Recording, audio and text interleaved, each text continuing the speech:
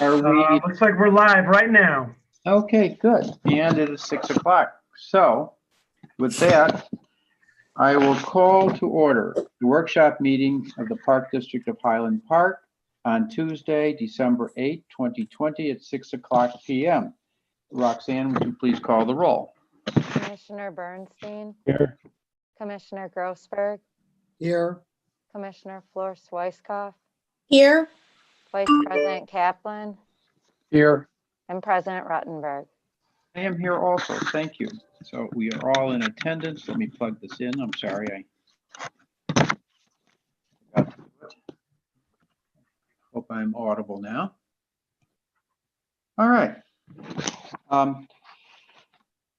Brian Romes, has anyone from the public submitted any email communications to be read out loud for public comment? No. Thank you. We are all present, and Tony, you're participating via the Zoom. Yes. Great. All right. Are there any additions to the agenda? Hearing none, Vice President Kaplan needs to leave the meeting early. I am requesting that we change the order of the agenda, moving Resolution 2020-13 to approve a lease agreement with Realogy LLC to the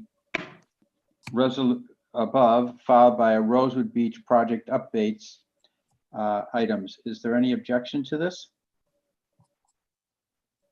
Hearing none, we will go to Resolution 2020-13 to approve a lease agreement with Realogy LLC. Director Smith to present. All right, thank you very much. Can everyone see my screen here with the Deer Creek Racquet Club photo? Yes. Yes. All right.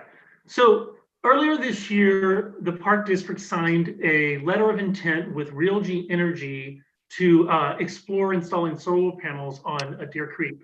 And that approach would be through a lease agreement. Now we have finalized this work, and we're presenting this lease agreement to the board this evening and requesting approval. So I am just going to briefly walk through the terms of this agreement. So the general terms of the lease agreement are that the Park District pays nothing for the installation and maintenance of the photovoltaic solar power plant. In return, the Park District is a Realogy customer for Deer Creek Racquet Club energy needs. The term of this lease is 25 years with the ability for the Park District to terminate at year 15. Now, the rendering here of the Racquet Club shows where the panels would go on the roof. And based on the Deer Creek Racquet Club's 2019 energy usage, the proposed system would produce 39% of the building's energy needs. So that means obviously that the remainder of the energy needs would come from another source. So I will walk through that briefly here. So you can imagine that this is the Deer Creek Racquet Club.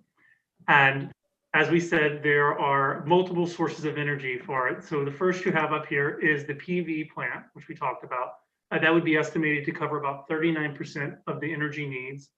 The remainder of that would come from the excess energy from the utility grid. So Park District Code limits Park Districts entering into energy purchase agreements longer than 3 years. So this is how it works within the lease agreement. For the first 3 years of the lease, the energy produced from the PV plant would be purchased by the Park District from Realogy at a market-based rate. And any excess energy that's used, the district would also purchase that from Realogy at a market-based rate. Now, beyond year 3, the Park District would do what we typically do, which is basically every 3 years we go out essentially for bid for an energy contract. And what would happen is we would go out for bid for an energy contract for the excess energy. Realogy very well could bid on that as well. If they don't bid on that, they would be given the opportunity to match the low price that we'd receive, and we would use them as a supplier. Otherwise, it would be another supplier. Now, the energy for the PV plant would still be purchased from Realgy, seeing that they own that plant. However, they would match the rate of the supplier for the excess energy. Now, as far as savings from this system, there's two areas where the Park District would see savings. First off, we've looked extensively at Realgy's history of their rates, and it's clear that they do offer competitive rates. Based on 2019, the total energy cost, Realgy's rate was $135 less than our current provider for the entire year. But really the majority of the savings comes from something called distribution charges. So ComEd charges a fee for power to run through their lines, and the power produced by the PV plant would not run through ComEd's lines and therefore avoid the distribution charges. And that would be about $4,000 every year. So these two combined would give us an annual savings of almost 12% as compared to our 2019 usage with our current provider. Now, in addition to these, there's one other area where we would see some savings, and that is that starting on year 7 of the lease, Realgy would provide a credit for the power we purchase from the PV plant. Oh, I'm sorry, I jumped ahead. So this was just the previous slide that I just talked about. This is just shown in a visual form. This is our current provider, Dynegy. This is the total energy usage for 2019. And this shows of that usage, how much came from a distribution charge. And this is if we had Realgy as our supplier in 2019, this would have been our total energy usage. And this would have been the entire distribution charge. So going back to what I said, I apologize about going out of order for the credits. So, and it's year 7 of the lease, which would be 2027. Realgy would credit back 1% of what we paid for the solar power energy. Now you see here, it's a pretty small amount. Based on the 2019 rate, it's $121. But each year they add an additional percent. So that goes all the way down to the end of the lease, you would be at 20% credit. And you can see it here, the cumulative credit over the life of the total lease would be a credit of over $25,000 of savings that the Park District would have. Now, obviously, in addition to the economic savings, there are a number of environmental benefits for installing solar panels. Just a couple of them for this system are that this system would generate 180,000 kilowatt hours annually. That's equivalent to powering 17 homes in Illinois every year. And also, utilizing solar power would obviously reduce the use of coal. This plant on an annual basis would eliminate the need to burn 245 tons of coal, which would mean the removal of 127,000 pounds of carbon dioxide entered into the environment. And that's equivalent to planting 9,800 trees.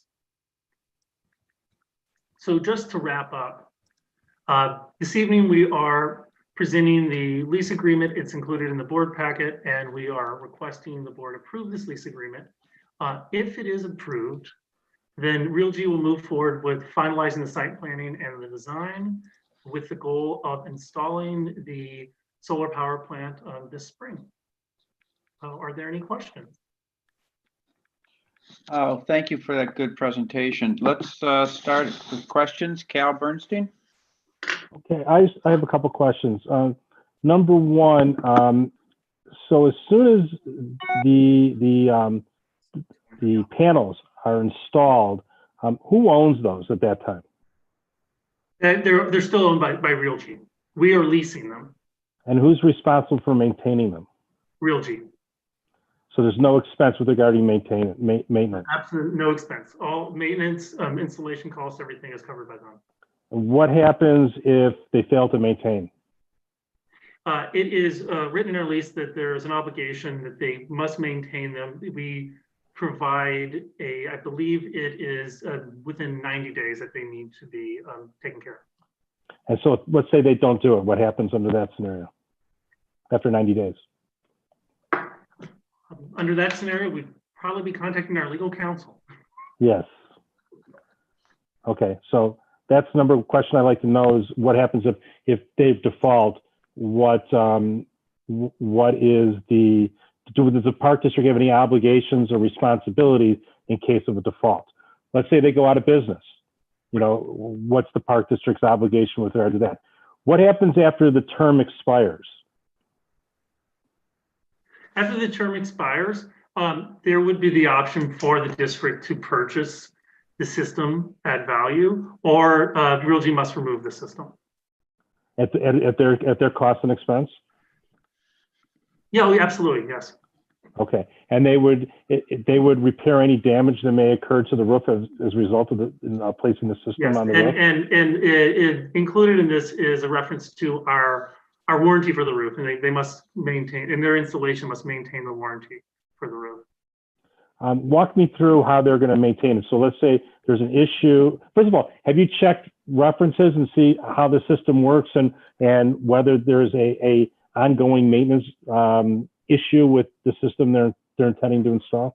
Sure. So Realty has worked with the most close park district would be Oak Park Park District, or Park District of Oak Park.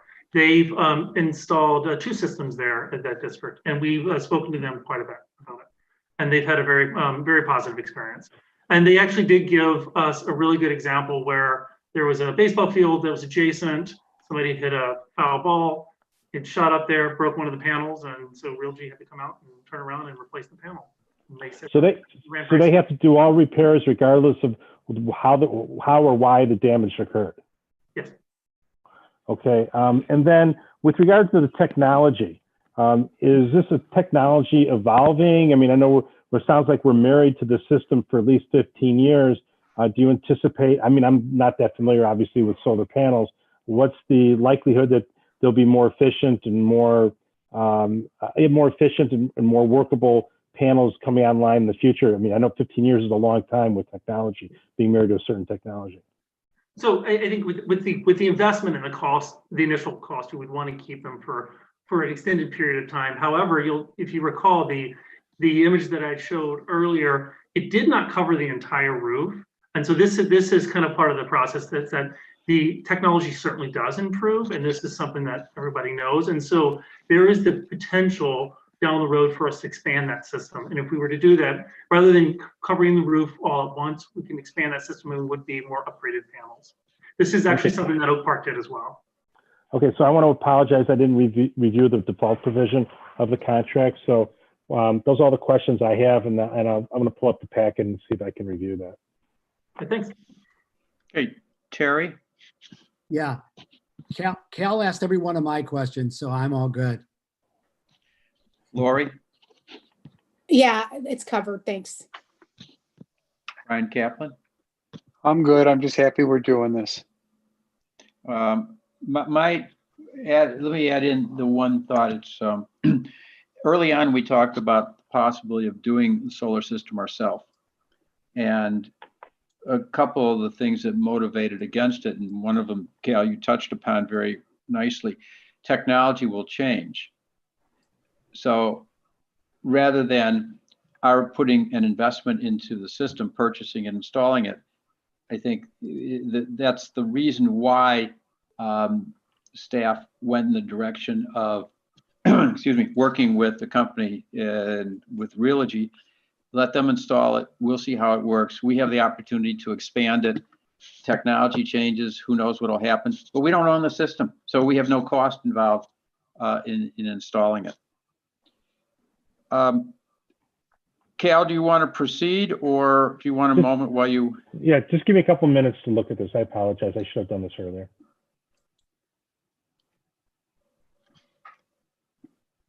Let me just ask, does anybody else have any other questions? Well, Brian Romes, maybe you could sing us a song while we. That would be a bad idea. Okay. Do you,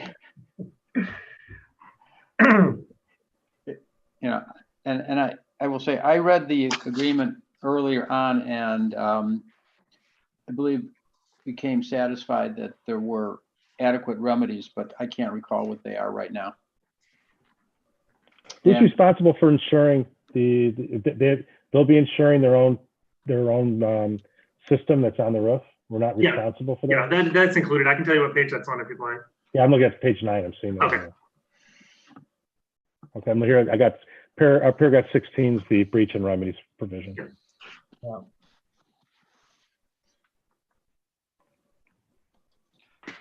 Why don't we, while Cal reads that, we can at least go through the step of having a motion to approve Resolution 2020-13 to approve a lease agreement with Realogy LLC. Is there a motion? So moved. Is there a second? I'll second.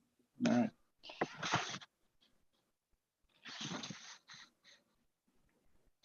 Other than coming back to Cal's view of the default section, is there any discussion on the motion?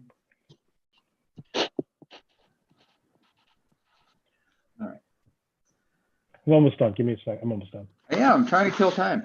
Nice try, Barney. Yeah, I know. So it looks like here that if they default and we put them on notice that they failed to perform within 25 days after notice, then the non-breaching party may terminate this agreement, pursue its legal remedies. So if they fail to repair, if it's not working for some reason, and we serve them with notice that that the repair is necessary, they fail to do it.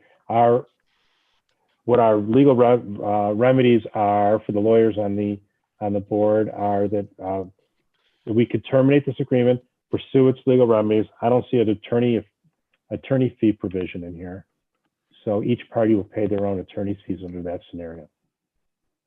So the rest of them, so that's the default provision. Okay, with that in mind. So the only, again, I'm not giving legal advice, but obviously the issue is if for some reason the company defaults and they don't perform, and if they file bankruptcy or something like that, the Park District could be on the hook to maintain the system and also remove the system if they fail to perform. So I'm just basically, that's how I read this. Okay. And how much are we saving on an annual basis? We would be saving a little over $4,000 on an annual basis, not including the credits. So that's the risk for, that's the risk for saving $4,000. Right. Well, it's more than we're saving money. It's the contribution toward moving to a cleaner environment that is well within the mandate and the goals of our district. And this is, by the way, I think we've talked about this. This is a test to see if it works, to see what how we want to springboard from this. And Cal, in the event they default, remember, we always can buy the energy from a third-party source. What's the value of the system they're installing? Do we know that? Yeah, it is. Give me a second. I want to say it's maybe 400,000. Wow. Okay. All right, that's fine. Okay, so Roxanne, we have a motion with a second. Would you please call the roll? Commissioner Bernstein, Aye. Commissioner Grossberg, Yes. Commissioner Flor Swicekoff, Yes. Vice President Kaplan, Yes. President Ruttenberg. I vote yes as well. The motion carries. We will have a solar system installed and move ourselves well along that road. Rosewood Beach project updates, interpretive code protection project updates. Director Smith. All right, I'm back. So Rosewood Beach, I wanted to touch very briefly on the two separate projects. The first is the interpretive cove revetments, which we discussed in the October 27th, I believe it was, board meeting, we talked about the current contract we have with Smith Group to develop construction documents for the interpretive code. And that's just a quick reminder, it would be some sort of a revetment that ran along this yellow line right here. Interpretive Center building, and be fortifying that one with additional support, and also along the parking lot here. So as part of that discussion, we were asked to come back to the board with what the remaining value is on that contract with Smith Group. So you can see here for the Interpretive Center construction document development, the remaining amount is $3,700. And then for the portion for the swimming cove, the remaining amount is $1,800. Now, staff is recommending, and we understand that we don't need board approval here, but we are looking for consensus from the board to move forward with Smith Group to complete the interpretive code construction documents for the total amount $3,700. And we feel that this is important because even if the board is not electing to move forward with this construction now, these documents will certainly be valuable and helpful for several years and still usable at that time. Smith Group was already directed to begin the permitting process. If they complete these construction documents, then we have them handy. We have them ready to go. If conditions change, they continue to worsen, and we do need to move forward with this work. Otherwise, Smith Group would kind of shelve this project, and then in the future, if we wanted to come back and complete it, we could, but there would be additional fees to get it going again. Now, if the board does provide consensus to move forward with finalizing these construction documents, there were two separate options that were discussed. One was, you can see here as a reminder, the midterm option utilizing the trap bags, and then the long-term option, which was a sheet pile wall. So at this point, we would need to provide direction for Smith Group as to which route we would want to go for the construction documents, and staff recommending that we go with this option one for the midterm protection. And I will add that this information was shared with the Finance Committee at the most recent meeting, and they did provide consensus for moving forward with this and recommended that we bring this to the board for a full consensus. Are there any questions? Cal, No questions. Terry, No. Lori, No questions. Brian Kaplan. No questions. I have no questions either. Now we have to ask, is there a consensus to move for, let the staff move forward with the preparation of the plans for option number one? And that was a recommendation of the Finance Committee? Yes. Yes, it was. And that's my vote, is to go along with the Finance Committee. Well, we'll go backwards. I'll start. Yes, I agree. Brian agrees. Lori? Yeah, so just to be clear, before I make a decision on this, the initial one we discussed was a staff recommendation that we did not go with, correct? At the previous meeting, that's correct. The board gave direction not to complete the construction document. Right. I just wanted to make sure that I had the right version in my mind. Yeah. So this is what the Finance Committee is recommending. Yes, that's right. Okay. Yeah, I'm in favor of it. Terry? Yes, I'm fine. Cal? Yeah, I'm fine. As we discussed with the Finance Committee, this is a small investment to provide us flexibility in case in the future there's a worst case scenario and this area needs to be protected. We can do it in short order. So that was the recommendation of the Finance Committee, and I support that. Good. So Jeff, now we talk about the boardwalk repair update. All right. So as a reminder, you see in this photo here, there's the section of boardwalk at Rosewood that has settled and is tilting toward the ravine.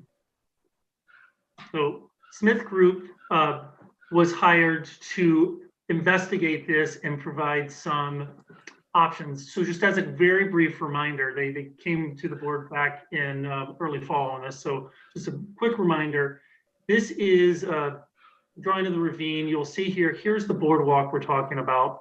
What's highlighted in green are the large limestone blocks that were placed as part of the renovation of the ravine back in late 2018 by the Army Corps. And what's in yellow is the concrete slab that the wooden boardwalk sits on. And you'll see here that it is an L-shaped slab.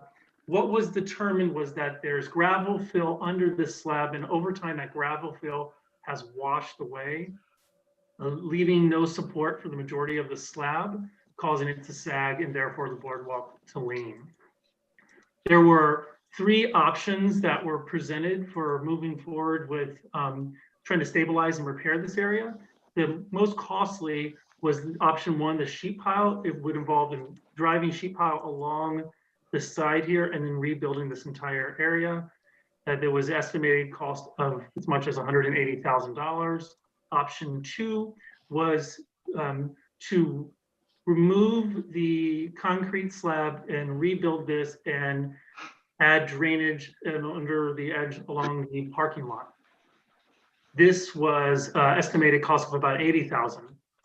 The third option was the cost between $45,000 and $55,000, and that was the chemical grout option, which was essentially like mud jacking, where the wooden boardwalk would be temporarily removed, and then holes would be drilled into the concrete, and some sort of a chemical grout would be pumped in that would fill the void, and it would also move up, kind of jack up the concrete slab to level it out. So we talked to, this is the option that the district, that staff are recommending, and we investigated this quite a bit, reached out to several companies. And our understanding is that due to the size of this area, it would be very difficult to actually jack it up and level it. However, you still could fill it with a chemical grout in order to stabilize it and stop the continued movement. So we did receive a proposal from Atlas Restoration for a cost of $12,560. And this would be to inject a high-density polyurethane grout into the void. Now, it says there that it's a minimum of 12,000, and that's because we don't know exactly how large the void is or how much material it will take. So it's possible that the cost for this work could be slightly higher than that. Now, what would happen would be, it would be primarily to fill the void and to stabilize it and prevent any further movement. It's possible that it could help to level the concrete, but it's unlikely. Therefore, if we did move forward with this work, once it was stabilized, Park District staff would level the boardwalk externally when they rebuilt the boardwalk back on. Okay. So staff understands that due to the dollar amount, we do not need to get board approval. Similar to the previous Rosewood project, we are looking for a board consensus. And I will add that this work can be done in the winter months, and this company is ready to move forward. If we receive approval, they can actually complete this work before the end of the calendar year. Jeff, wasn't this also the recommendation of the Finance Committee? Yes, thank you. This was also presented to the Finance Committee and was recommended to move forward by the Finance Committee. Okay, let's ask for questions and people's opinions. We'll start with me. I have no questions and I would approve moving forward. We'll go backwards again. Brian Kaplan. No questions, approved moving forward. Lori? Do we have to alert the neighbors that this is going on? You know, it's going to have a minimal impact. There are some adjacent neighbors like right there that may let know because there may be some noise, but it'll only take 2 days, they're estimating, to do the work. And you would only be impacted if you were in the parking lot. There would be some noise, but that would be it. Okay, well, I just like to see us be proactive and let them know before they come to us with complaints. And I'm in favor of this. All right, Terry Same, no questions. I'm all for it. and Cal?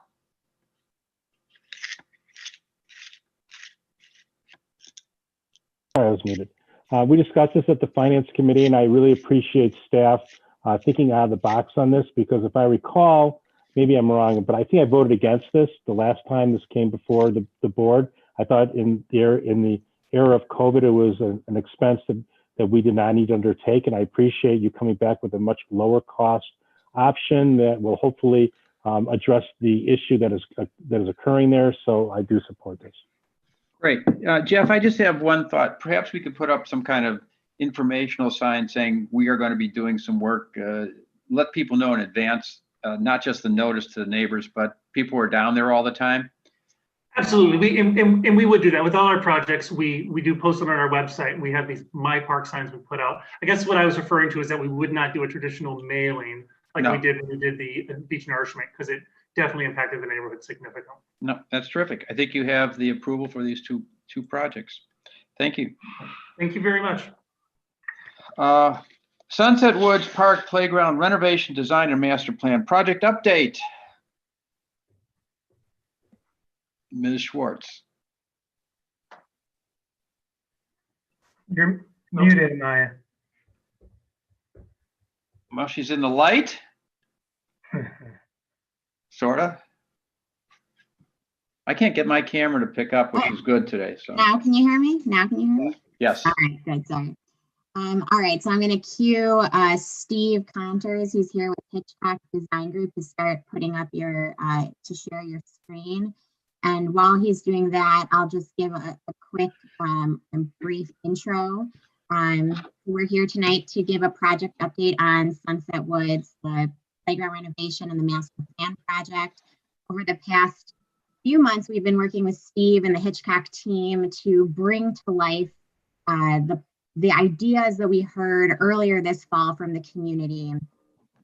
And Steve is going to provide an update and share those preliminary concept plans. The plans that you'll see today, and he's going to run through them briefly, are the plans that are going to be used to continue to gather feedback from the community. So they'll be included on an online survey that will be posted tomorrow and will run through the 17th. So I'm going to turn it over to Steve, who's going to go into a little bit more detail than I provided just now, and he'll be able to answer any questions you guys have. Thanks. Great. Steve, welcome. Before you start, Brian Kaplan, I know that Yes, sir. I know you have a client conflict that comes up later. What time would that be that you'd have to leave? I have a call at 7:15. So I Okay. need a couple minutes just to get my papers ready. Okay. I just want to be sensitive to that. All right. Thank you. Steve, go ahead. All right, thank you. And yeah, to be as respectful of everybody's time tonight as we can, we're going to see if we can't get through this in 20 minutes. As Amalia said, it really is just an update. We're not really looking for a need for any real input or approvals at this time. And, so while we'll kind of give an abbreviated overview of everything here tonight, we can certainly address any questions you might have at the end in as much detail as you'd like to get into. But with that, we're going to provide a little bit of an overview of the process we're going through, where we're at in that process, dive into a little bit more about the preliminary concepts of where we're currently at with the playground renovation ideas, as well as the park master plan. So the process we're going through is really a two-step process, and we are right now in this concept design phase with you. That's going to take us through February. And so right now, we've got concept plans prepared that we're updating tonight. And as Amalia said, we'll go out to the community to kind of test their feedback before we get into a preferred concept plan. And so we'll have something that'll come back before the board right now scheduled for February. And with that, we would then move into final design for the playground so that we can have construction documents ready kind of sort of early summer, but likely wait until late summer to start construction for a fall completion, trying to maintain the playground, the existing playgrounds being active for as long as possible. We went through a series of input to get to this point. We obviously had a task force we worked with the staff. We had met with both Terry and Lori a couple times to review this information as well. And we had a lot of information that was assembled from the community that really led to a lot of the design guidance that you'll see later in the presentation. So going into the playground first, yeah, everyone's familiar with the two playgrounds we're talking about, the 21st Century Playground and the Titanic Tides Tot Lot, which are on the west end of Sunset Woods Park. So there's just on screen, just a reminder of that location, and a couple images just to give everybody a refresher a bit again about what equipment's out there now and kind of the condition that exists for both of those two playgrounds. So with all the input that we received, including some of the some guidance from staff, of course, we ended up looking at that this information that you see on the screen led to the goals and objectives we had. Making sure it's unique for the community, improving connectivity and accessibility, making sure we have plenty of activities, and of course, high elevation, the ability to get, and a lot of activities with that was like some key components that came from this as well. So with that, we really are exploring two alternatives that the community is going to have an opportunity to also provide feedback on here. So both, one theme is sort of, we're calling it nature inspired. The other one is sort of the solar system idea, where it's really taking the idea of the rocket ship there. Let's see here. So first of all, to take a look at the overall plan, we'll get into the detail of these two play spaces, but first we wanted to represent that the initial phase of the playground renovations that would occur this summer will include some minor pathway renovations to improve access and accessibility between the playgrounds. But then, of course, looking at the park master plan and other improvements that may happen down the road in the future, we're representing the idea that there could be a much more formal seating plaza and gathering space that can be generated between these two playgrounds.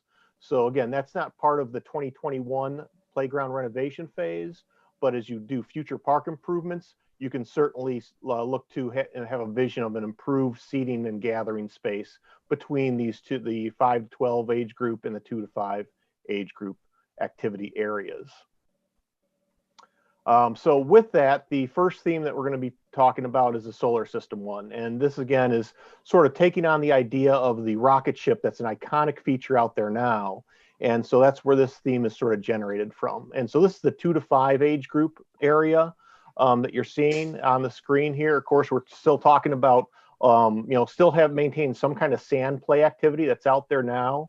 Now, the equipment you see on the screen, as noted again, is just conceptual in nature to provide sort of the vision or the ideas of the types of activities that are out there and the theming that would occur with the solar system idea. The final equipment will, of course, be selected in the next phase of the project after February when we go through construction documents. So there'll be plenty of time to provide additional input on the actual equipment selections here. The 5 to 12 age group area, of course, looking at the older kids, and we're talking about some kind of tower feature in the center, that's out there now, again, likely in this theme of sort of a rocket ship theme, with building on that traditional iconic idea that's out there now. Plenty of net climbers and slides, and the fact that we've got elevation change out there right now that exists, we'd be working with that elevation change to create what we call embankment or hillside play. Different activities to climb up and to slide down. And the colored areas that you're seeing on the plan represent the potential to do poured-in-place rubber surfacing with some wood fiber. The amount of poured-in-place rubber surfacing is, of course, going to be budget dependent upon what we can do out there. But so this is sort of the solar system or the galactic theme.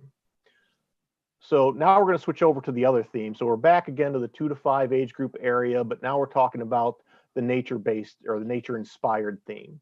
A lot of the same activities, still having sand play, spinning activities, climbing, balancing activities and swings, but, just making sure that we're picking equipment and materials that are more in the style of being nature inspired.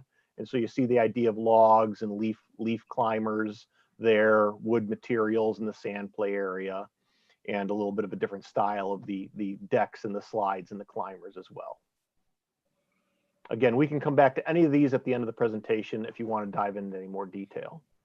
So now back to the 5 to 12 age group area for the nature inspired theme. So instead of the rocket ship with the solar system type ideas, now we're talking about, whether it's a tree element or even a tree house type element, again, with more natural or nature mimicking elements with slides and climbers and wood areas, but still having embankment opportunities as well. And a couple of unique features that you're seeing, such as these spinners and these trampoline discs and group swings. So right now, the estimated budget at this concept phase Site construction is including items like demolition, site preparation, fencing, drainage, earthwork, utilities, all the walkways and pavement, the installation of the equipment, site furnishings, landscaping, and restoration. That's all inclusive in that $450,000 estimated number. Moving forward, we want to get some additional testing during construction and a soil analysis to help with construction documents. And so we've got a budget for that. The play equipment would likely be purchased direct from the park district and then installed by the manufacturer. And so the budget for that equipment is $350,000 at this point in time. Project contingencies, because of, again, we're in the early, don't have the soil analysis. We haven't picked final equipment. We haven't designed all the site components. The project contingencies are to allow a budget for final design. So that goes toward the project. So some of that money might actually even go back into increasing your play equipment value too. And then design and engineering are the consulting fees. Again, these are just estimates at this point in time. And so we're just a little bit over $1 million budget for the playground.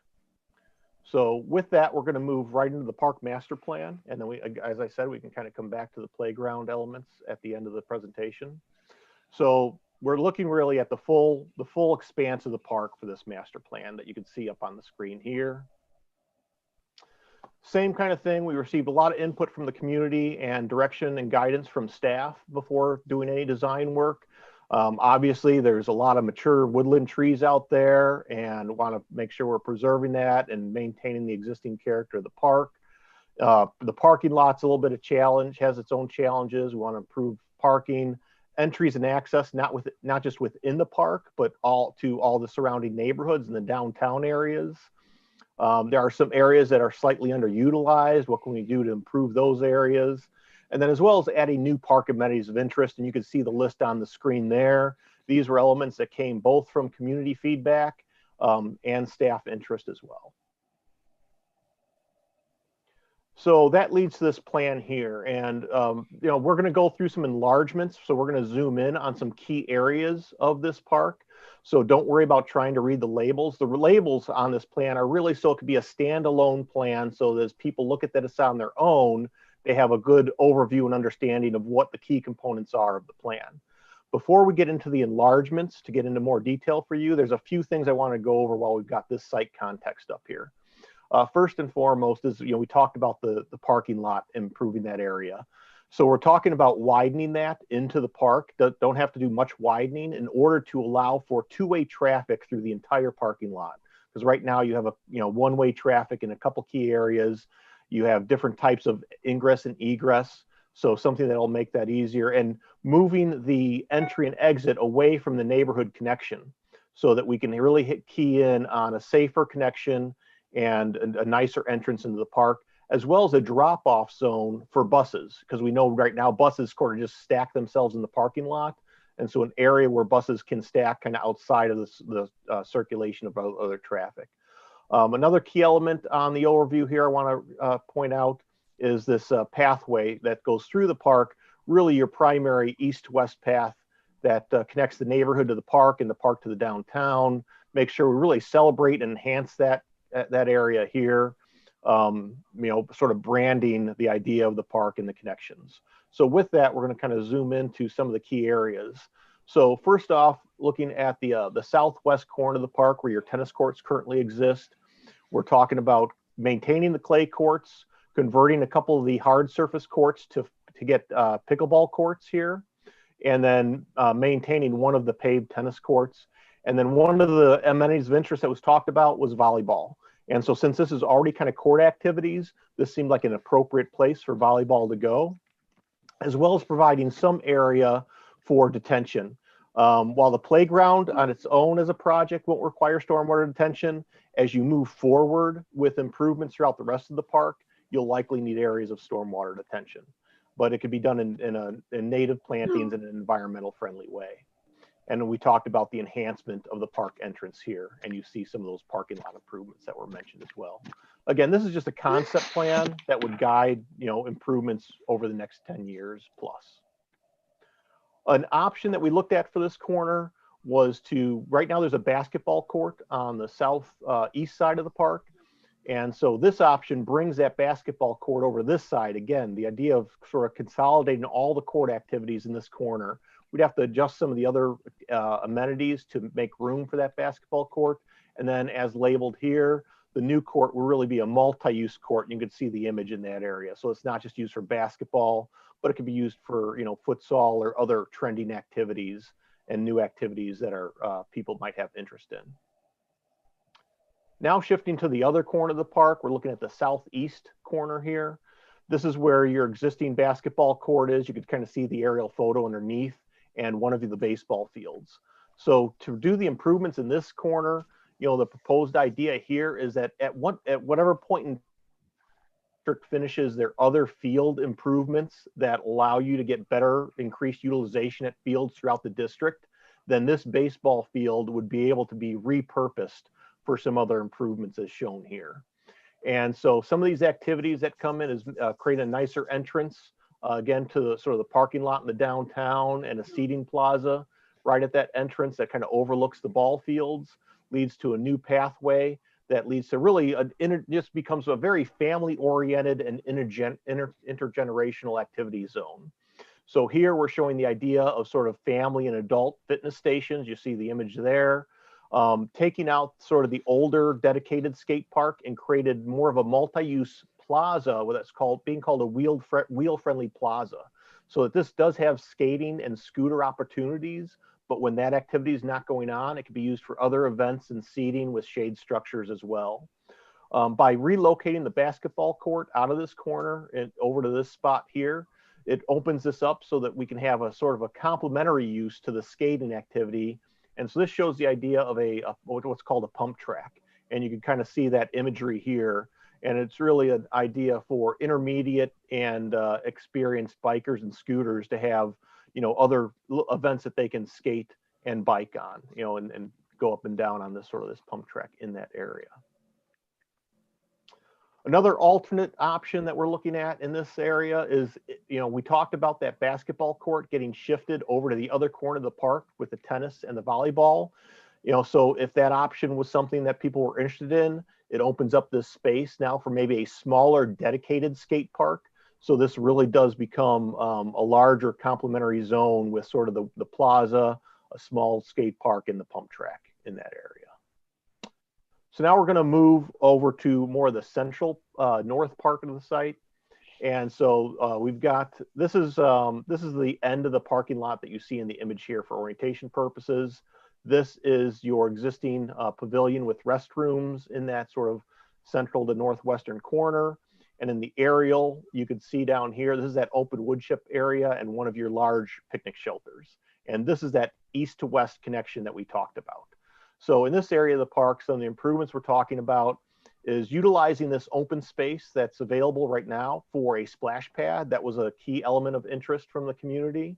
And again, this could be a multi-use space. So in off-peak times, it can be an event plaza for other gatherings. There's a nice topography change that occurs leading up to your restroom pavilion area there. And so this would be a great area sort of for an amphitheater and pavilion, but you know, staying with sort of the natural characteristic when we talk about the style of that, and it can be used as an outdoor programming space as well. The last item I'll point out here is the opportunity. There is a pretty big clearing in the woodland trees here, and so we really can come in and provide a small sort of 20 to 30 car parking lot to improve access to this side of the park without having a big impact on your mature trees in that area. And then finally, kind of going to the far north end of the park. And so you've got Park Avenue right here with the hospital just across the way. And this is your existing natural areas and trails that you've got. So the only thing we're looking at here is to really enhance the visibility and utilization of this one parcel of open space along Park Avenue. And so again, sort of celebrate the park in this location, open this up, have a small seating plaza with some shade and some enhanced landscaping and open space. And this would even maybe provide the opportunity for like a memorial garden in this area.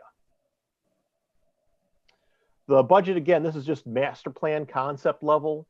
So, all those components together that we looked at in all those areas, we're talking about estimating around a $4 million. Again, early planning, we want to have some contingencies built in for the unknowns that need to get figured out in final design and engineering. At this point in time, because obviously it's like we mentioned, this is meant to be a long-term guide. It's not intended it'll all be built at once. So however your phasing might occur is going to impact the costs for testing, surveying, and design engineering. So really those items are still to be determined. But we're talking that the vision for the park improvements are in that $5 million range. So with that, again, I know I wanted to kind of keep this brief and go through it at a good pace because of you've got a pretty packed agenda. But at this time, we can definitely dive into detail anywhere you'd like to and go back anywhere that we need to in the presentation. Well, thank you. Before we go to the commissioners, could we get large size paper prints of what you just showed us? Could they be mailed out to our houses so that I could open up on my desk the whole park and really be able to focus better than, as you're saying, on the computer screen? Yeah, we can certainly get those to you, but Yeah, I'm not concerned about the little details of the equipment, but the overall, to get an impression. And then before we go, there's one thing I was confused about, and then I'll let people jump in. Where is that new parking area that you're suggesting? Is it coming off Park Avenue? I don't, or where it was in the, there. So it's coming off Sunset Road? Yes. Okay. Okay. All right. So with that, thank you. And, Terry and Lori were our representatives on the team. So why don't we start with comments from Terry and then Lori? Okay, first of all, I do really want to thank Steve for this presentation. I know that we kind of put you on the time clock for this, and I thought that you did a really great job, considering we're not getting into the nitty-gritty of these individual little equipment decisions and things like that. Just a very quick general overview of a vision that we have for the park is really appreciated. I love the some of the color photos that are around so people can envision what kind of things can happen. I also like the overlay so you could see what's existing now as compared to what your vision is for later. And speaking of vision, I also myself personally would be leaning towards keeping the space sort of theme there. It just seems iconic to our park, but to have that actually a natural sort of alternative there, because not everybody in the community thinks like Terry Grossberg thinks. Also being flexible. There was a presentation at the time about taking away all the clay courts, and I, just to be perfectly honest, I was hoping that we could save some of them. So they've come up with some sort of hybrid plans for some of those clay courts, because for the non-tennis players out there, you might not know that playing on clay really does prolong your knees and things like that. It's a much softer surface. You could slide to catch a ball instead of having to take extra steps. So it's very appreciated that we had that option thrown out there. So overall, I'm very pleased with what I'm seeing, and I look forward to hearing the community's input to see and when we get closer down the line. Great. Lori? Yeah, well, I want to echo Terry's points about what a nice job you did in this overview for the entire board. I will just get to my preference, and I made that clear. So the rest of the board's aware. Tim, Terry, and I agreed on this for the most part. Is I just want to take this traditional park in our community and just update it. I am not at all in favor of the treehouse. I'm surprised it's still coming up. The conversation we had is that in our community, when there's treehouse, that usually means Northbrook Court. So while I want and absolutely am interested in the community's feedback, it's really on the features of the park. I don't know if it's something we want to change in our community, because we keep saying how, it's nostalgic, and this is a community that comes back to raise their kids. As I shared, we have played on this playground. We have climbed that rocket ship.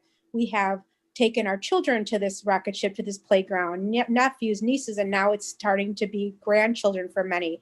So I am, just like I said, I would like to know what the board feels. And again, it's not a matter of we decide, but when we have a pulse on what this community is by being residents, and we have such a special landmark, such as our park.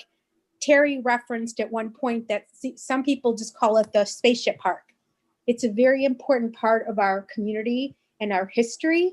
So again, I'm really not in favor of the treehouse. Nature is nature. Why replicate it when you're among trees and you already have the naturalness of nature? Thank you, Lori. Brian Kaplan? Yes. I like the plans, I like the concept, and I agree with I am all for keeping history. If that's keeping the rocket ship, then that's what I'm all for. But again, we've got to open it up to the community and see what they have to say as well. Otherwise, it's a great job, Steve, and thank you. Cal Bernstein?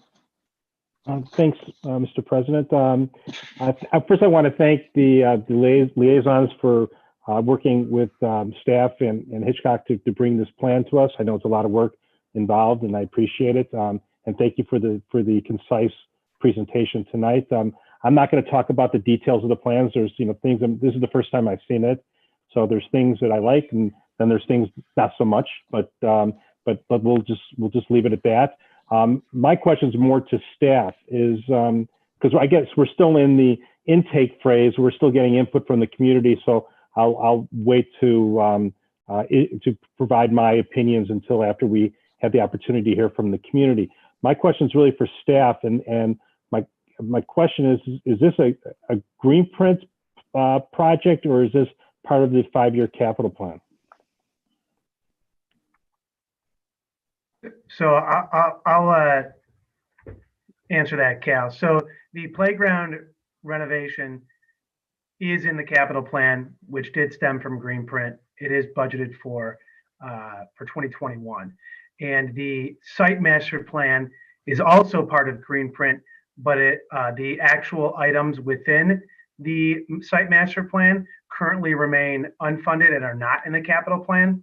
So this is consistent with Greenprint, but also similar in nature that the aspects are currently not funded, and it should be something that really takes us out 5 to 10 years as we understand and look at future priorities. So I understand that. So the actual playground replacement, which is the rocket ship in that area, that is part of the 5-year capital plan, and that is funded to the tune of how much money in the 5-year capital plan? I believe it's just over $1 million. Yeah. Okay. 1.1. Okay, so we've allocated 1.1 in the 5-year capital plan for 2021 for those play, and the rest of it is just basically concept to be used maybe in a time to be named later once additional funding can be found for it. Is that my understanding? That's correct. We took the opportunity, since we were already contracting with Hitchcock. There were some cost savings in doing the master plan, and Greenprint did call for it. So we thought this was the board approved this path. Okay. All right. So I'll hold off making any further comments with regard to it until after we have the community input, and then I can then give you my opinions. Although I do agree about the rocket ship, by the way. But that's about it. Thank you. Great.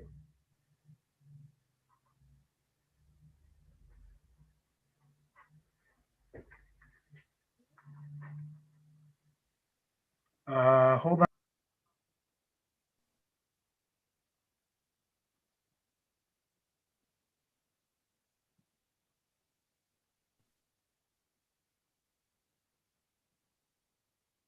Did we lose Brian? Am I lost?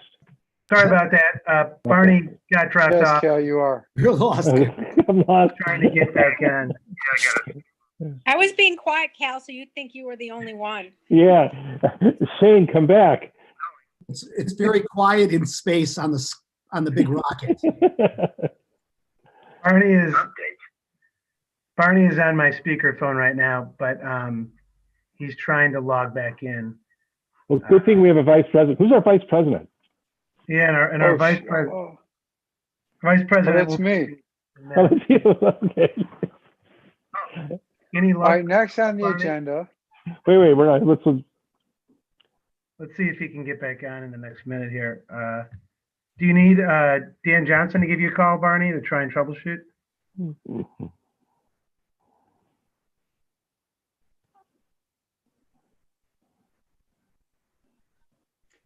I wonder if while you're waiting for Barney to come back on, I could just say something regarding this relative to the city of Highland Park. Brian, Brian Kaplan. You're in charge. You're the vice president. Oh, I could never say no to Tony Bloomberg. Very kind. Well, yeah, but not to your face. Yes, Tim. First of all, I'm thrilled that you are all thinking strongly about the future of Sunset Park, which is obviously a major asset in the community. It's centrally located.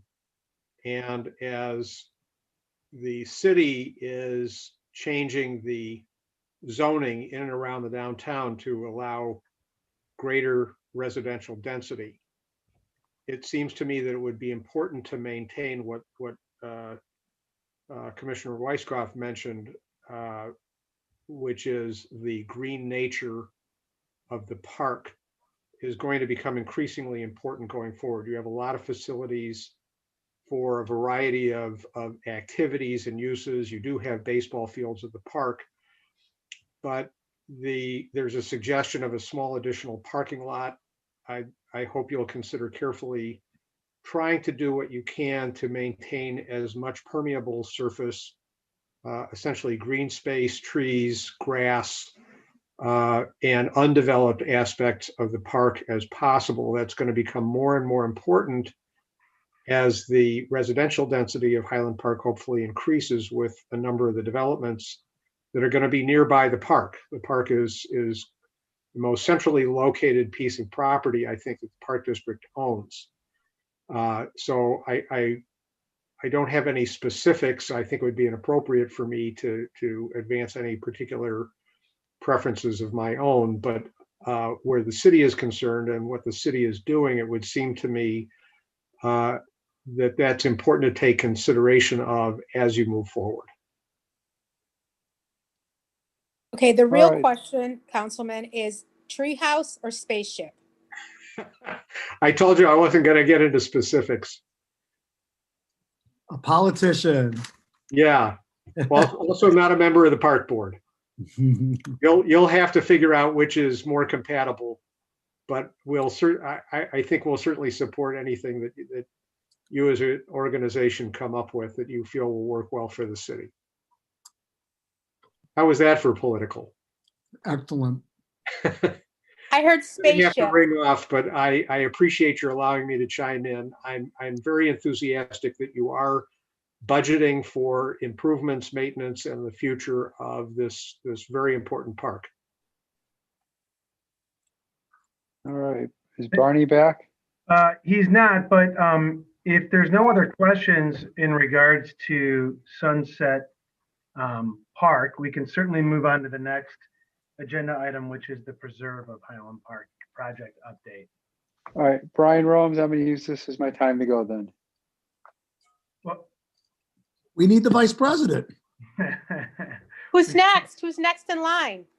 I don't know. Let's go, Terry. Speaker Terry, of let's the go, House. Terry. I think it's the Speaker of the House, Nancy Pelosi. Secretary of State. Amalia's in charge. Oh, good, There I you am. go. Oh, there's Barney. Oh, Brian, fix wow, we just averted a constitutional crisis. So All right, guys, have a good night. Thanks, Brian. Hi, Brian. Bye. I apologize. I lost the internet connection for some reason, and then it came back. So I apologize for that. Did I miss anything? Uh, Tony said he likes the nature thing, I think. Well, let me, what I was, I'm sorry, let me just jump in. Our $1 million, this is approximately $1 million cost. And that's Cal, you asked the question, is that what we budgeted? And I guess the answer is yes. Does that give us money to put in that parking area? No. No. Okay, so it's strictly the play area that we're gonna, that area, okay. And so I guess what I would ask is as we go through this, as I said, we'll send out the drawings. I'd like to have staff and our consultant to prioritize things outside of the play area that we should focus on and be able to do as and when the funds come up, such as parking, such as whatever that might be. So we kind of break up the master plan into some doable chunks. That's likely what we'll see in the second iteration. Once we get feedback from the community, we'll work with Hitchcock to refine this plan and then to phase it out, and the budget will reflect that phasing. Okay, all right. Yeah, I would like to defer the community input, though, until after the commissioners have had a chance to get the paper prints and maybe provide some feedback to you guys. So I don't know exactly what your schedule was. So we are anticipating community feedback to begin tomorrow. Oh, well, all right. We got a pretty quick turnaround, and there's the obvious holiday period coming up. And obviously we have a pretty busy first quarter. So we're trying to move the community input as fast as we can over the next week. All right. All right. I can appreciate that then. And then to give my overview, I too like the tradition of the rocket ship versus pretending to, put in plastic nature. So that would be my view. Great. Thank you. Are there any other questions or comments about this, or should we move on? I think everybody. Yeah, one thing that we touched upon, but not really. Well, first of all, Steve, I told you I wasn't the only obsessed one with this spaceship. It really is a very good memory for all of us growing up around here, and we'd love to see that tradition continue. As far as parking, I think it's important to share with the commissioners your plan for the current parking lot, the one going down Sunset, where we talked about it being a two-way parking lot, and that would enable more parking spots. I think that's important because parking is definitely an issue in this very popular park. So are you asking for me to go into a little bit more detail about these improvements? Or Yeah, were you just a little bit, just that front parking Yeah, lot. sure. Yeah. Well, let me quickly kind of zoom in a little bit here then for people. So really what we're talking about is for the length of the parking that you've got now, that we could likely widen it just going into the park a few feet, as opposed to needing to take up any parkway space, which would allow the drive aisles to get wide enough for two-way traffic, and the parking areas to get wide enough to do 90-degree parking. And in going from angled parking to 90-degree parking, that's where you get more efficient. And so you could actually increase the amount of parking spaces, and the label here just said, not a lot, but we're talking about if we go from 118, we can go to, gain about 125. And that's with providing dedicated drop-off space for buses. And so this would allow people to kind of not have to, those that know the park well might know where to enter for where they're trying to get to and what direction they need to travel. But those that don't, that way they can come into any of these areas. So there'd still be 3 entry exits, one at each end, and the one somewhat sort of central, not exactly central, but kind of in the middle. The one that we've got here right now would be sort of shifted to that location, so that this really can be focused on pedestrian connectivity, as opposed to worrying about pedestrians trying to come in from the neighborhood and gather right at the park entrance in the same location that vehicles are trying to access or leave the parking lot. And so was there anything else, Lori, that you were wanting me to get into for that? Well, no, I think it's important that there would be an additional 7 spots without really doing much to what we have. Are there any other alternatives that would increase that number without, cutting into the park? Could the bus, like, for example, could the bus areas, could that be, have parking spots with a sign specifying when those spots could be used? Yeah, certainly. You could actually, you could make this a multi-purpose area. Again, it would be that the challenge that comes in is operations, is if people are parking there when they shouldn't be and the buses are getting there and then they can't utilize it for that purpose. It's definitely a possibility that could be explored and discussed further. Yeah, I'd like to take advantage of as much parking as we can with that in mind. That's why I'm thinking signage. And then really it has to be a matter of us partnering with the city and just having strict enforcement, tickets given. And that's all it takes for the first couple of months. And then people won't do it again. But it's important to get as much parking as we can without impeding on the current space and the green. So yeah, let's keep that on the list of something to think about. Sure will. All right, if there's no other questions?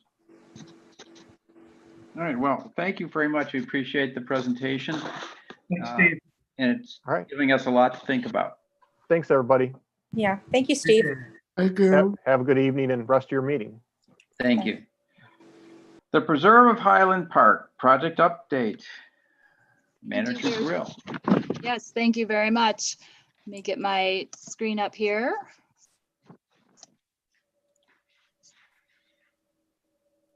Okay. And there we go. Can everybody see my slide now? Yep. Great. So just a brief update to let you know what's happening at the Preserve. Actually, quite a bit has happened since November. We have been busy with finishing up our permitting and then doing a lot of site preparation. We had the helps of our park staff to do much of the site protection that we needed to do. So there were some savings there, which I'll discuss a little bit later.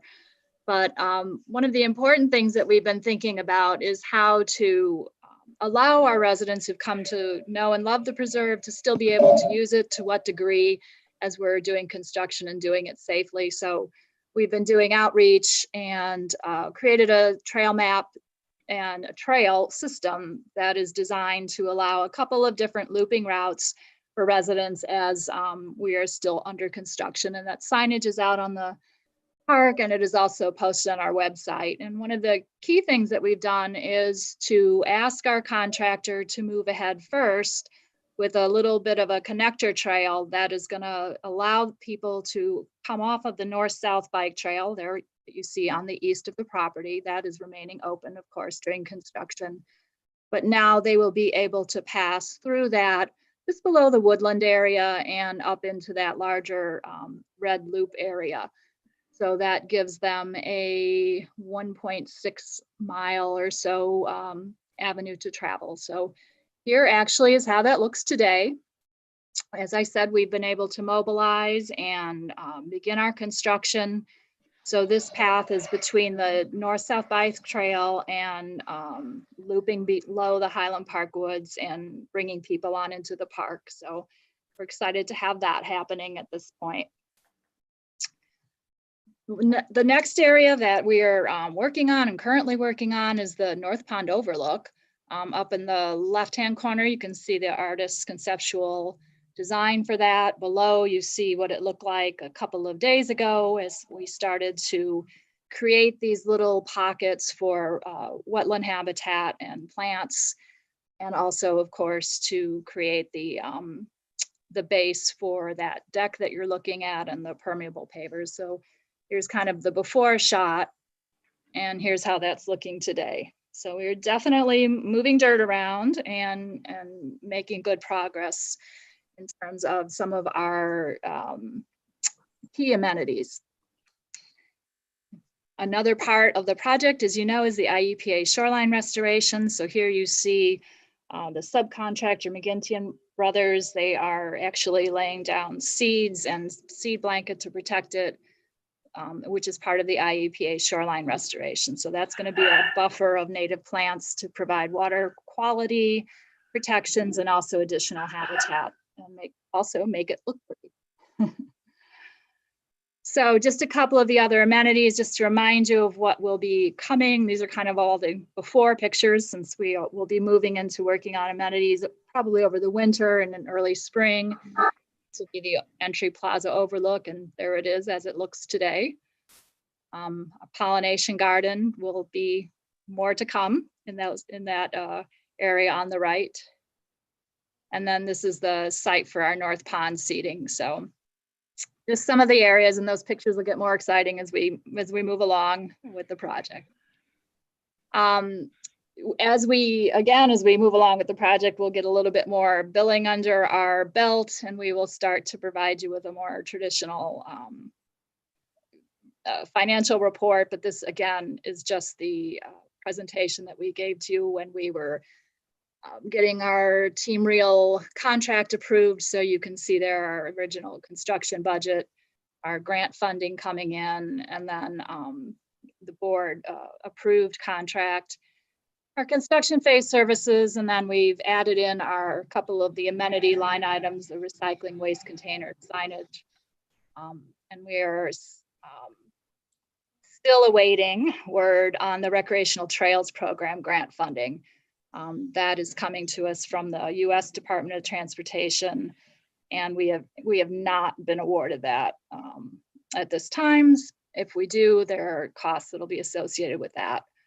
So, and I did mention earlier that we were able to save some funds. We had originally, when we presented you with this chart, we had anticipated pretty significant costs for site protection fencing, but we were able to do that in-house at a significant cost savings. So thank you very much to the parks guys and women who helped us accomplish that. This is a project timeline. As I said, we're working on the shoreline grading, the overlooks, trail preparation, and then that work will continue on in winter as best we can, given weather conditions. And we can look forward in May and June, July for plantings and final trail work and completion of the amenities.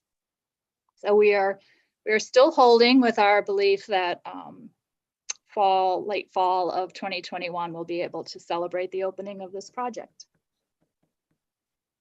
Love it. That is it. If you have any questions. I just want to go back to one of the slides. There was a 300, you said that right there, balance remaining of approximately $400,000. Is that earmarked for work, or is that showing some savings and reallocations? We can look at it as a savings, but we do have it some of it earmarked. Clearly, the money that I mentioned for the recreational trails program. We also have identified areas of path work that we would like to accomplish with that money, and so that is still to answer both of your questions. It goes both directions. Some of it is earmarked and some of it is contingency at this moment. Okay, great. Does anybody have any comments or questions other than great job? Very briefly, President Ruttenberg, I just had a question, Rebecca, about am I right that there is supposed to be an overlook as well over the wetlands area? Yeah, yes, that's true. That is depicted right in there in the middle. Yeah. Okay. Yeah. Okay. So we're yeah, not doing that yet. that is correct. So in a sense we are, because the overlook for both the pond and the wetland overlook are prefabricated by the same company. So we have started that process, but no in-ground work for the other. Okay. Right. Yeah. Barney? Cal? Again, this is a very exciting project, Rebecca. I mean, outstanding job. And to the whole staff for working on this and making this, trying to find ways to save money to find, reallocate funds to other projects within the preserve. The only question I have is I know that my recollections is we had certain obligations to make presentations to the city. I know Tony's at this meeting tonight. Are we done with those obligations, or is there going to be a presentation sometime future to the council to show them the progress, what's going on at the preserve? Yeah, of course, we'd always be happy to appear for council. I would have to go back and check the exact detail of the agreement. I know that we satisfied the requirement that we make a presentation after the first year that it had been signed, but I cannot remember the exact details going forward unless Councilman Bloomberg does. I think he logged off. Okay. But I'll touch base with Gita and ensure that we get something on the books for 2021. Absolutely. Okay, thank you. This All is very exciting. I want to highlight it, and I want to brag about this because it's you're doing a great job out there. Thank you. Mm-hmm. Well, with your name on it, it'll be beautiful. Lori, do you have any questions or comments other than it's a beautiful project? Yeah, it is a beautiful project. I'm very proud of this. Rebecca, you have just taken it to where I don't think we knew it could go. The concept is just, it's going to be beautiful and such a good use of the space. So no, I'm just saying what everyone else is saying. Wow.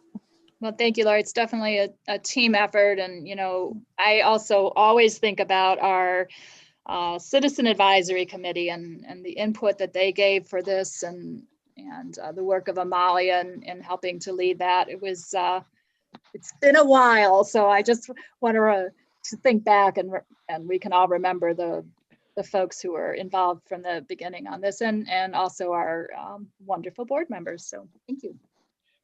Which might suggest that perhaps we should send some type of update to the people who were on the Citizens Advisory Committee.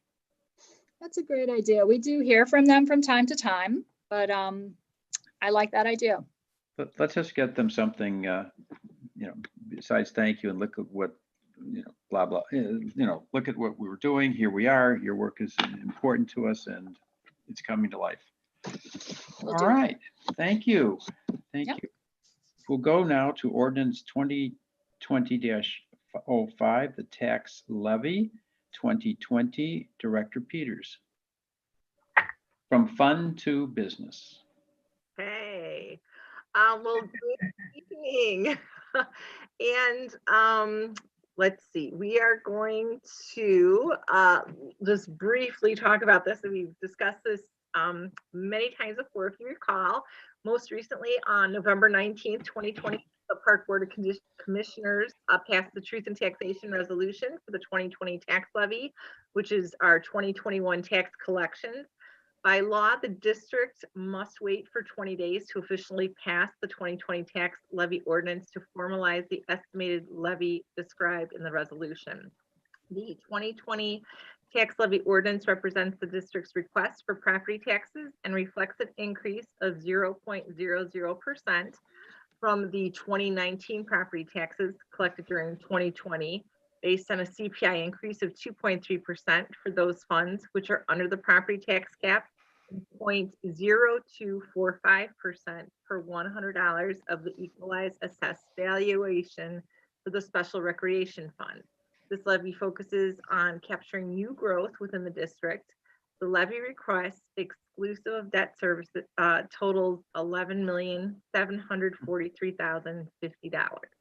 Upon passage of the ordinance at the December 15th Park Board meeting, staff will deliver an executed copy to Lake County so that it may be recorded by the legal deadline of the last Tuesday of the year.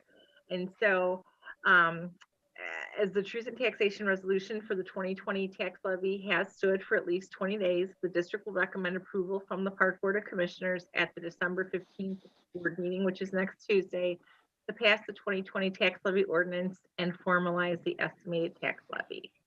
And that's all I have, unless anyone has any questions.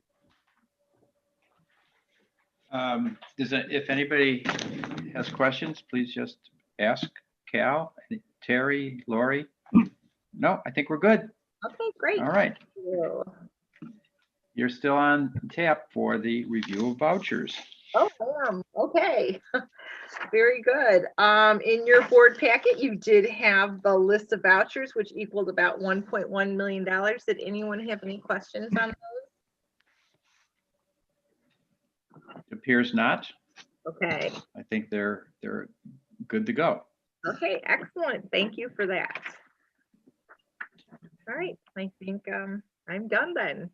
Well, then we go to the exciting presentation by Brian Romes, COVID-19 Emergency Operations Planning Update. That's right. Can you see my screen? The COVID-19 emergency response planning? Yeah. Yes, yes. Yes, yes. All right. Yes, yes. Perfect. All right. Well, since the last time the park board met on November 17th, quite a bit has changed in regards to state and local mitigations regarding COVID-19. And therefore tonight, I want to give what I'm calling a comprehensive summary. I know those seem a little contradictory, but I want to give as much detail as possible without giving all the detail of really what the park district is doing in our emergency response planning efforts. So I'm going to start with a quick summary of the Restore Illinois Phase 4 Tier 3 mitigations, as well as the City of Highland Park emergency order. I'll start with the city. On Wednesday, November 18th, the mayor passed an emergency order directing the closure of all indoor workout facilities, including fitness, exercise, dance facilities, with a 10-person maximum on all gatherings. And then one day later, the governor announced Tier 3 mitigations for the entire state, which was effective that Friday, November 20th. The new mitigation measures include a pause on all indoor sports except for indoor private training and outdoor practicing with groups of no more than 10. Additionally, health and fitness centers in that order were allowed to operate with no more than 25% capacity. While the fitness centers component did conflict with the mayor's order, the board voted to adhere to the mayor's order. And then this past Saturday, December 5th, the mayor lifted that order, allowing the fitness center at the Recreation Center of Highland Park to reopen to our members. Therefore, we are now following the state's Phase 4 Tier 3 mitigation order. As a result, our fitness center did open this past Saturday, and we had many grateful participants who did use the facility, and we're very grateful that we were open. Want to give a little bit of background summary here in regards to our emergency response business plan. So in March of this year, at the beginning of the pandemic, the Park District implemented an emergency response business plan, creating a specific plan that addresses the health and safety of our staff and community, as well as the continued strategic planning of activities and services that provide essential, enriching benefits to our community. And we, of course, made adjustments to ensure short and long-term financial stability through responsible spending. All in all, I really could not be prouder of our district. Each and every employee has contributed to keeping our community safe and healthy and enriched during the pandemic. From our instructors who teach life skills to our desk staff greeting customers with their smiles, our registration and recreation supervisors creating needed outlets from daily stress, our custodians, parks and natural areas and golf maintenance, keeping our outdoor and indoor facilities beautiful, finance, ensuring responsible fiscal management, marketing, keeping our community informed, human resources, of course, supporting and informing and training our staff. And as you've heard tonight, our planning department, as well as our IT, ensuring responsible management of projects, future plans, and IT infrastructure. Every single department has led our district through this time of uncertainty, and every board member has also encouraged our staff and supported our district's mission and provided the essential direction to our district. So all of this has been both impressive and worthy of praise. Our employees have bonded together. They continue to carry out our mission, as I said before, and carry our community through this challenging time by committing to serve the recreational needs of our community. They remain dedicated, flexible, and hardworking during this time of stress and anxiety for all of us. Their efforts have maintained our community essential resources while strategically planning for activities that meet the ever-changing guidelines for health and safety. Their adaptability and perseverance through this time has kept our community safe, healthy, and enriched during a time where they need it more than ever. So emergency planning, from that perspective, as I said, we close our facilities, significantly reduce activities due to both orders. It's important for us to note that neither of these orders are a stay-at-home order. Our parks, playgrounds, natural areas, our outdoor amenities such as the golf course, driving range, mini golf, Heller Nature Center trails have all remained open and continue to provide essential outlets for recreation, including all of our 800 acres of land, 44 parks, beaches, and trails. Many of our indoor facilities also remain open. Centennial Ice Arena, Deer Creek Racquet Club, Rec Center, they're open for private lessons for tennis, basketball, baseball, figure skating, hockey, and gymnastics. Our in-person programming for early childhood continues on a virtual platform, and our fitness classes continue outside in a heated tent as well as online. Staff continues to build a database of online workout videos, ensuring that our community has easy access to essential health and fitness programming. And as mentioned earlier, due to the city lifting their order, our fitness center is now open at 25% capacity. Strategically, the relationships that we have with the community matter to our participants, and they matter to us. Therefore, our staff is keeping regular communication with our patrons, letting them know of our new safety guidelines and opportunities to stay healthy and active during this challenging time. During the midst of the pandemic, our rec and facility staff ensure we remain relevant and essential by providing these healthy and enriching outlets for our community, while ensuring the health and safety, of course, of all of our employees, patrons, and community members. Our planning team also continues to plan for the future, as again, you heard tonight. Many projects still remain in motion. And as well, we are engaging with community groups such as Park Avenue Working Group. Our finance department is wrapping up the 2021 budget, preparing for the 2020 audit, and continues to implement essential business practices. Our human resources and safety team continue with essential training, safety inspections, claims administration, processing, and of course, year-end tasks that are required. Parks and facility teams are working to ensure the responsible maintenance of our parks, properties, and facilities, and many specific winter projects are continuing. So all departments are working hard to ensure during the pandemic, we do continue to deliver on our mission now.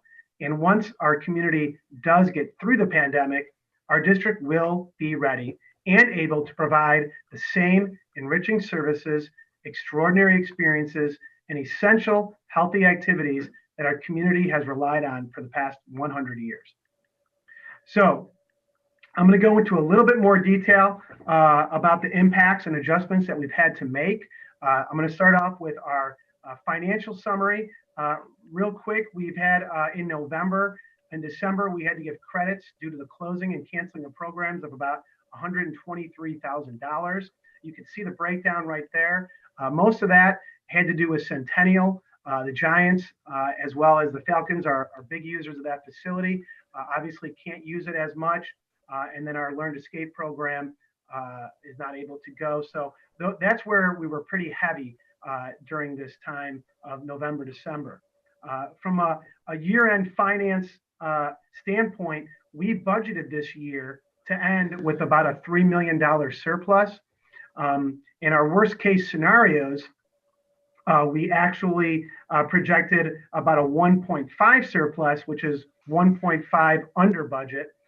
And right now we're estimating at the year's end that we will have about close to a $3 million surplus, which is 1.3 over our worst case scenario projections and just shy of our budget by about $150,000.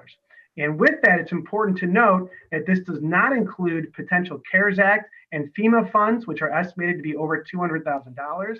I actually signed an IGA today for $100,000 with Lake County for the CARES Act funding. So we should be receiving that before the year's end. And also 2020 uncollected tax revenue We spoke with the Lake County Treasurer, and we do estimate to receive 2 more payments, one in January, one in February, and those are estimated between $100,000 and $300,000.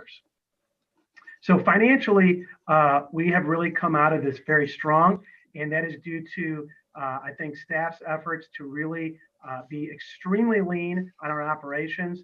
And I'm going to go into a little bit more detail with that. Starting off with our staffing, staffing levels have and will continue to be impacted by the reduction in programs and services. All staff positions have been and will continue to be evaluated on a bi-weekly basis in effort to ensure the hours worked are aligned with essential work functions. As a reminder, staff are only compensated for hours that are worked that are essential duties. However, I will note that Thanksgiving through New Year's, we do have a significant drop-off in programming. That's normal for this time of year, and therefore many full-time staff do take time off to refuel. Our busy seasons are very much so summer, spring, and fall, and they do use their earned vacation time during this time. But as we look into January, of course, staff is keeping a very close eye on the positivity rates for COVID in our state and in our region. And we are also paying close attention to the messaging from the state, and we are preparing both for a return to hopefully tier 1 or tier 2 of phase 4. But we're also preparing if we remain in tier 3, or even worse, if there is a full stay-at-home order. So we're preparing and evaluating programs and services. As I said, really every day we're looking at these things, and ultimately the changes will affect staffing levels for both the part-time and full-time. Real quick, from a part-time standpoint, we did send out a letter to all of our part-time staff. We did assess all of our staffing responsibilities, and just due to the nature of our business, obviously the frontline staff is, during normal times, the staff that has the biggest impact on our customers. When we're not able to offer our programs, unfortunately, there's not essential work for them to do. So unfortunately, we do have to cut back on part-time staffing, and therefore full-time staff end up taking on a lot of the responsibility with facility supervision or even desk coverage, in some cases implementing programs. But we are not at this time placing anybody on furlough. Full-time staffing, just want to kind of recap this year, 5 full-time positions were eliminated this year. 9 additional full-time positions have been left open and have been frozen. And then there's been 5 more positions recently that have also been vacant. Therefore, full-time staff are operating at about 80% of our typical level.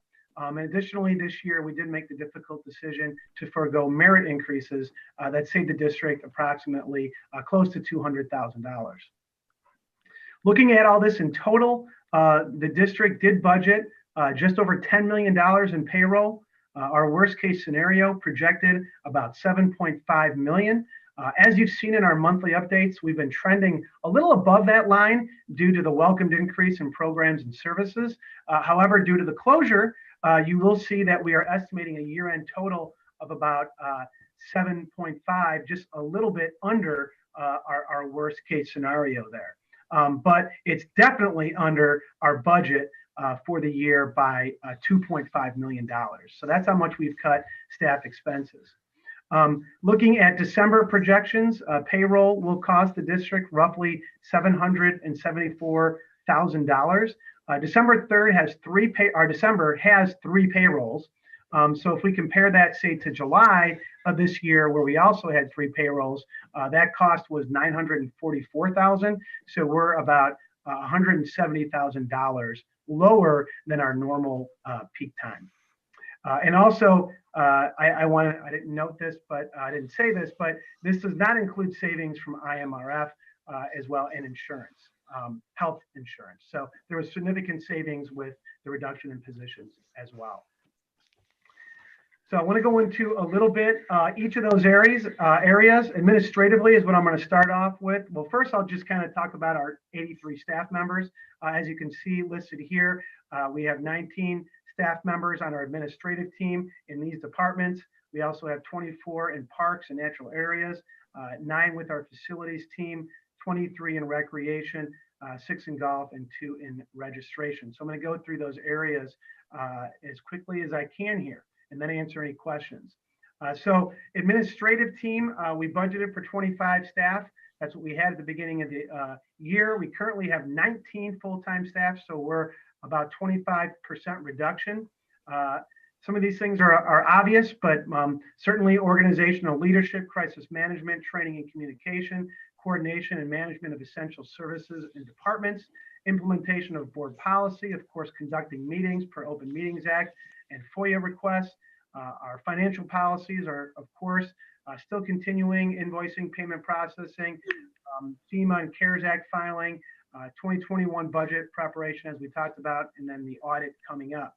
HR policy, of course, implementation, including onboarding, offboarding, payroll processing, unemployment claims, COVID-19 tracking, and then, of course, safety and policy training for staff.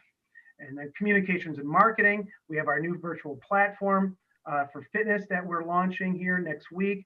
We're acquiring advertising and sponsorship still during the pandemic, developing and producing our seasonal and monthly brochure. So we actually have more brochures now. We have December, we have one for January, in addition to our winter, spring, and summer camp brochures, all of which are either already released or being released in January. Social media updates as well are always happening. And then finally, project planning and IT. We've mentioned these already, but we have many projects that are continuing and have been started and will continue in the winter months. Just focusing in on parks and natural areas. Obviously, you heard a lot of what's going on at the preserve today, but the budgeted 30 staff this year, we're down by about 20% of what we typically have. Also to note that we did significantly reduce our contractual services for landscaping and for mowing. So we did a lot of things in-house, saved quite a bit of money there. But even with the reduced staff, there's still quite a bit to be done in the winter months. Obviously, they're helping out, as you heard, with the preserve, outdoor winter activities set up. We do plan to have our ice rink, the dog park is set up, our sled hill if we get some snow. And we're preparing for the plowing, as well as continuing to maintain all of our acres of property, playgrounds, beaches, which includes a variety of things such as tree removal, pruning, flower bed cleanup, seasonal burning, buckthorn cleanup, trash pickup, and playground inspections and things of those nature. Focusing in on facilities, we're down 25% there from 12 to 9.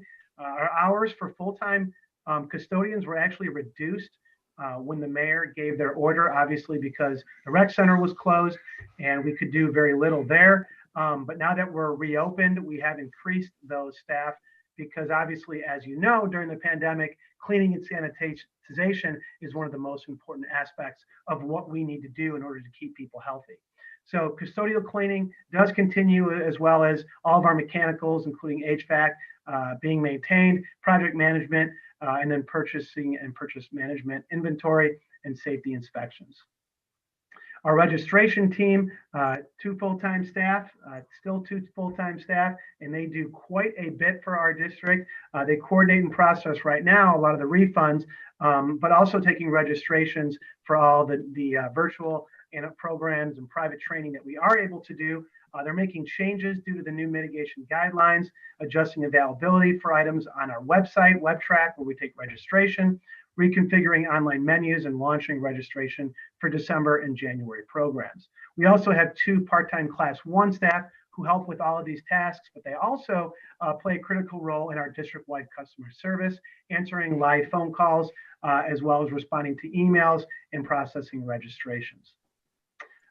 Recreation, going to give a quick overview, then go into each facility real quick. So we had 28 staff budgeted. We've reduced down to 23 full-time staff. Obviously, our recreation staff is only working based on the programming needs, and most full-time supervisors are covering the needs for the facilities that do remain open. Again, Thanksgiving through New Year's is a slow time. So during this time, many do have vacation that has been earned, and they're taking that vacation time. But of course, we're looking into January and how we might need to adjust. But they are supervising facilities with reduced hours. Programming staff is developing, managing, and constantly just trying to come up with new ways to engage the community through our December and January virtual program guides. Athletics, we have 3 staff in athletics. Most of our part-time staff are not working unless they're giving instruction. Really where the focus is in athletics right now is 2 of our large programs, travel basketball and travel baseball. We have not canceled those programs. What we've actually done is shifted or pivoted to private lessons. So as you can see here, they're giving over 100 individual lessons per week right now. So that program is still lively and active and still moving forward. Unfortunately, our house leagues right now are not, but obviously we are preparing for what might come in January. Centennial Ice Arena has 2 full-time staff and again, part-time staff only working if needed to cover these shifts. Our hours vary, as you can see here, based on what private bookings we have, but they are coordinating some use that the Falcons are still doing and the Giants, as well as private lessons and freestyle skating, private gymnastics, Zoom workouts, a Zoom showcase. I think it's happening this weekend. And then facility supervision and planning for, of course, winter, spring, and summer camp. And all of this, we've had about 100 lessons again per week at this facility. So we're able to still serve quite a few people and their needs during this time. Deer Creek, 6 full-time staff. Right now, there are 4 of those are teaching professionals. So part-time staff, again, only if necessary. Hours do vary, and we're obviously working on coordinating the permanent court time, reservations, private lessons, facility supervision, and planning for future brochures and programs as well. While all of our adult and junior classes were canceled, they have about 200 hours of reservations right now per week. So it's actually quite busy over at Deer Creek, while, of course, being socially distanced and following all of the guidelines. And then professional instructors only do work when they're teaching. Combined Heller and Nature here, because the Heller Nature Center and Westridge staff have been working very close over the pandemic, helping each other out. Together, they had 8 staff, and they're down about 25% to 6 staff. Same thing with part-time staff. Of course, our teachers are teaching via Zoom, and full-time staff are also helping out with those classes and helping out for a planned return in January. But both facilities are otherwise closed to the public, except for the outdoor trails, of course, at Heller. But they are coordinating and implementing our Park School program, as well as special events. We just had Zoom with Santa, and we got an event coming up next weekend as well, a polar parade. And there are numerous in-person programs at Heller Nature Center that continue to run, and they're continuing to plan for these programs in the future months.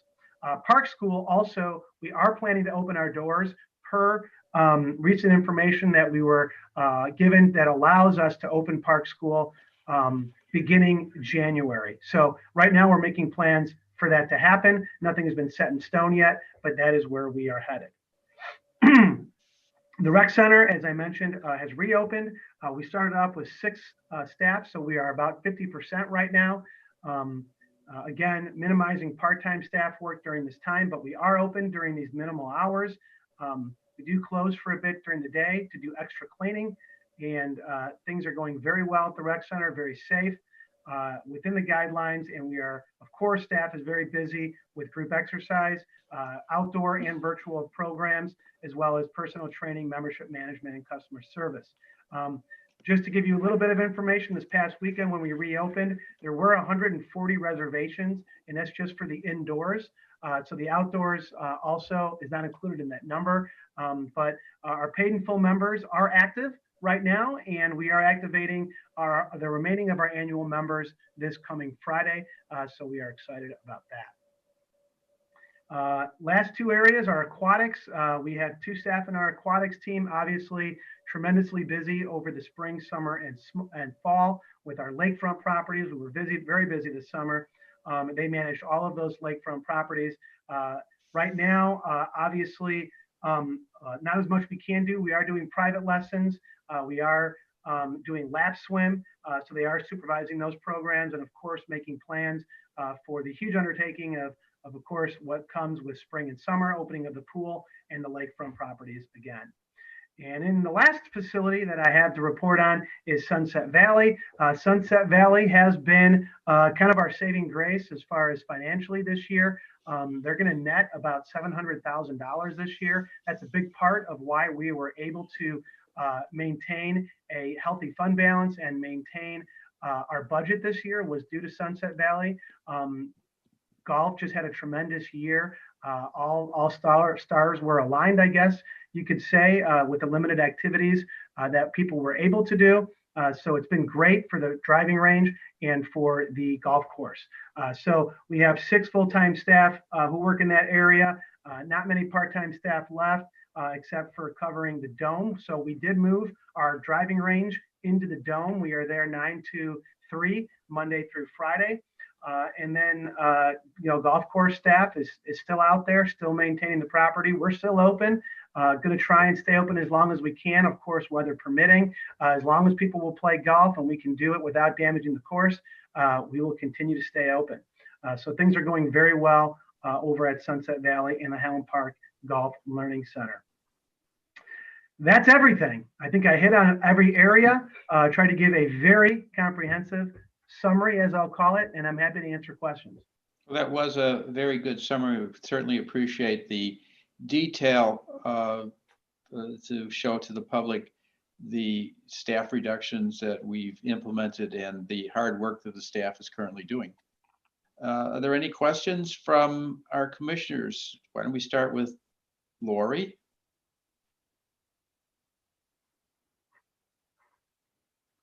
Or maybe I meant. No, I don't. I don't Lori? have any questions. Can you hear me? Yes. Yeah. I was just saying that I don't have any questions, but I absolutely appreciate the thorough overview of all that's going on in our facilities. Thank you, Brian. Thank you. Terry? No, that was a whirlwind. I got it. Calvin? Brian, you can take a breath now. I think that, again, thank you very much. I'm repeating what my fellow commissioners have said for the thorough summary of what's happening with our facilities and our staff. And I think at this point, I want to acknowledge your hard work and in running and basically captaining the ship in a very unique and difficult situation. And it's obvious that you have a good handle of what's happening and what's going on. So I'm glad you're there in that seat right now. Thank you very much. Thank you, Cal. Well, we can all take a breath with Brian. And thank you, board. Thank you, everybody, for your support. We certainly appreciate it. That takes us on our agenda then to the closed session, but I don't believe there is any matters that we need to take up in a closed session. Let me ask my Cal, Terry, Lori, is there anything that comes to your mind? Nope. Brian? No, That was Brian Romes. No, nothing. All right. Brian Romes, anything else that you would like to bring up that might not have occurred during the preparation of the agenda? I have no other updates other than what was given tonight, and we're meeting next week. So, Yeah, I have a question on that. Are we meeting Tuesday or Thursday? Tuesday night. Thursday we have a finance committee meeting. Got it. Okay. I thought there was some. Wait a minute. Yeah, I have it down. Yeah, there was a change. Yeah, there was. That we moved it to Thursday. Is that not correct? No, it was originally Thursday, and we moved it to Tuesday.